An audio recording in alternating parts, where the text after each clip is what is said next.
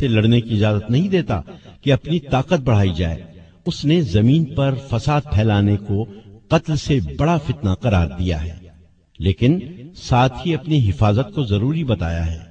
اسی سلسلے میں نبی صلی اللہ علیہ وسلم تبوک گئے تھے۔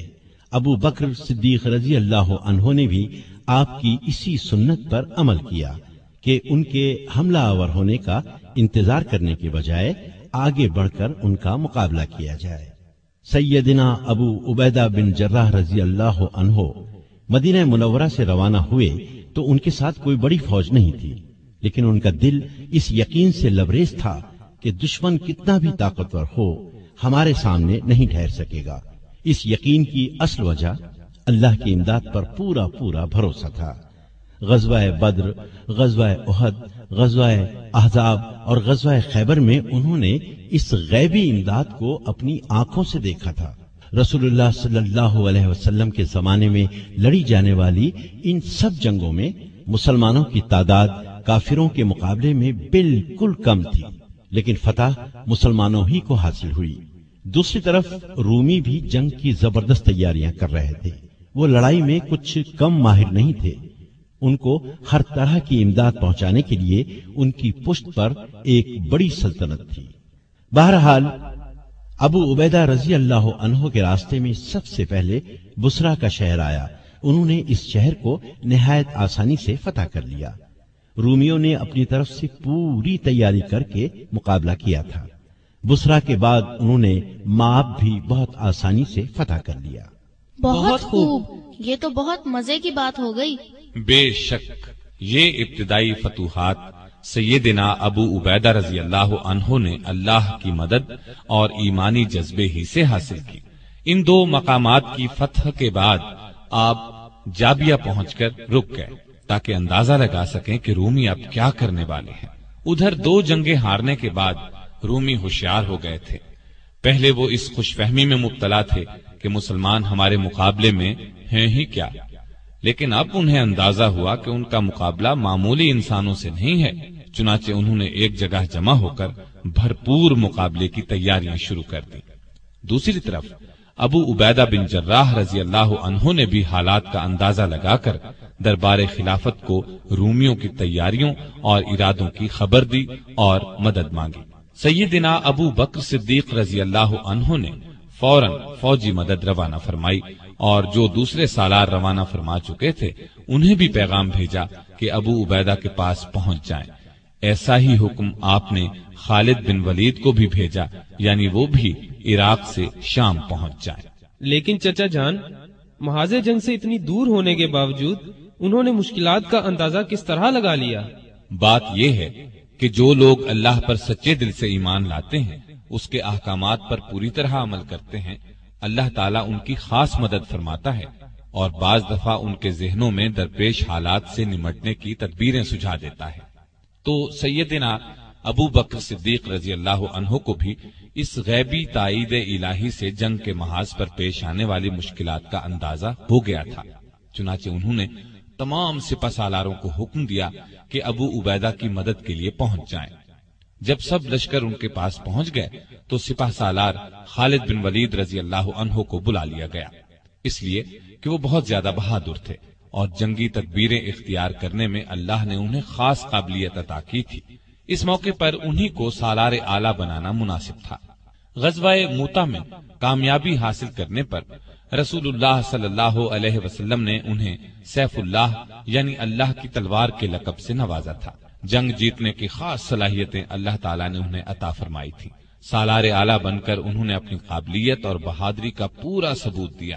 رومی بادشاہ نے اپنی فوج کے سالاروں کے مشورے سے جنگ کا ایسا نقشہ بنایا تھا کہ لازمی طور پر فتح حاصل ہو اور مسلمانوں کا اس طرح خاتمہ ہو جائے کہ وہ پھر مقابلے میں آنے کے قابل نہ رہے۔ اس نے حکم دیا تھا کہ مسلمانوں کو اکٹھا نہ ہونے دیا جائے اور رومی فوج یرموک کے میدان میں جمع ہو کر مسلمانوں پر بھرپور حملے کی تیاری کرے۔ یرموک کی لڑائی تاریخ کی بہت بڑی جنگ گنی جاتی ہے۔ اس میں رومیوں کی تعداد 2.5 لاکھ تھی، جبکہ مسلمان فوج صرف 40,000 تھی۔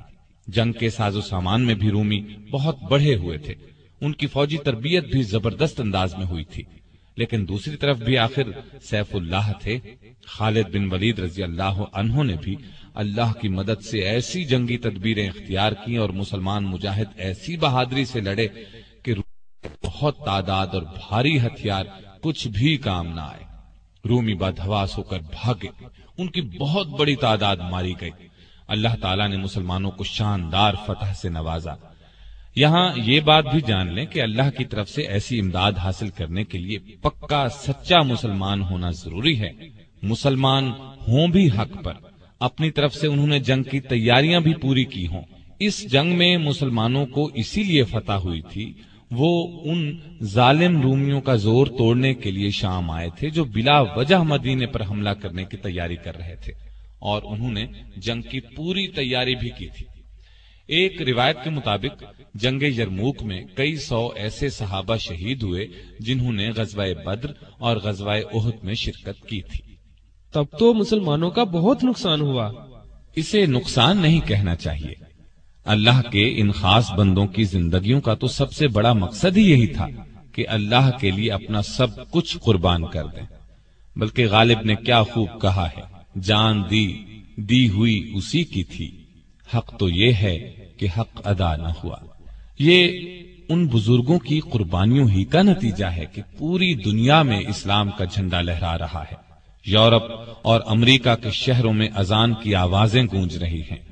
شام میں لڑی جانے والی اور لڑائیوں کا حال سنانے سے پہلے یہ بتاتا چلوں کہ 22 جمادی الثانیہ 13 ہجری کو سیدنا ابو بکر رضی اللہ عنہ کا انتقال ہو گیا اور ان کی جگہ سیدنا عمر فاروق رضی اللہ عنہ خلیفہ بنائے گئے۔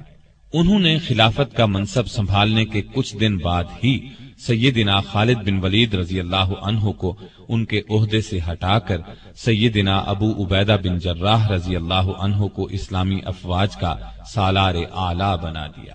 یہ کیا؟ انہوں نے ایسا کیوں کیا؟ اس سلسلے میں 2 روایات ہیں۔ ایک تو یہ کہ کسی شاعر نے سیدنا خالد بن ولید رضی اللہ عنہ کا قصیدہ لکھا۔ کسی کی تعریف میں اشعار لکھے جائیں تو اس کو قصیدہ کہتے ہیں۔ یہاں تک تو اعتراض کی کوئی بات نہیں تھی، لیکن انہوں نے یہ کیا کہ خوش ہو کر شاعر کو انعام دیا۔ بس اس بات کو عمر رضی اللہ عنہ نے اچھا نہ سمجھا اور انہیں ان کے عہدے سے ہٹا دیا۔ دوسری وجہ یہ بیان کی جاتی ہے کہ سیدنا خالد بن ولید رضی اللہ عنہ کی بہادری اور جنگی سوجھ بوجھ کی وجہ سے لوگ یہ خیال کرنے لگے تھے کہ مسلمانوں کو جو فتوحات پر فتوحات ہو رہی ہیں وہ انہی کی وجہ سے ہو رہی ہے، جبکہ صحیح عقیدہ یہ ہے کہ جو کامیابی بھی حاصل ہوتی ہے وہ اللہ تعالی کی مہربانی سے حاصل ہوتی ہے۔ سیدنا عمر رضی اللہ عنہ نے انہیں عہدے سے ہٹا کر ثابت کر دیا کہ لوگوں کا خیال غلط ہے۔ اس دوسری وجہ کی زیادہ تائید آئی ہے، یعنی وہ شاعر والی بات شاید درست نہ ہو، یہ بات واقعی تھی۔ خود عمر رضی اللہ عنہ سے جب بعض اصحاب نے اس بارے میں پوچھا کہ آپ نے خالد کو سپہ سالاری سے کیوں معزول کیا تو انہوں نے فرمایا تھا، میں نے کسی ناراضی کی وجہ سے ایسا نہیں کیا، اور پھر انہوں نے دوسری وجہ ہی بیان کی۔ لیکن اس طرح خالد بن ولید رضی اللہ عنہ کو تو بہت دکھ ہوا ہوگا۔ انسان ہونے کے ناطے کچھ رنج تو ہوا ہوگا، لیکن یہ لوگ اصل مسلمان تھے۔ ان کا جینا مرنا صرف اللہ کے لیے تھا، عہدوں کے لیے نہیں تھا۔ چنانچہ جو ہی انہیں خلیفہ کا حکم ملا انہوں نے فوراً اپنا عہدہ ابو عبیدہ بن جراح رضی اللہ عنہ کو سونپ دیا اور خود ایک عام مجاہد کی طرح جہاد میں حصہ لیتے رہے۔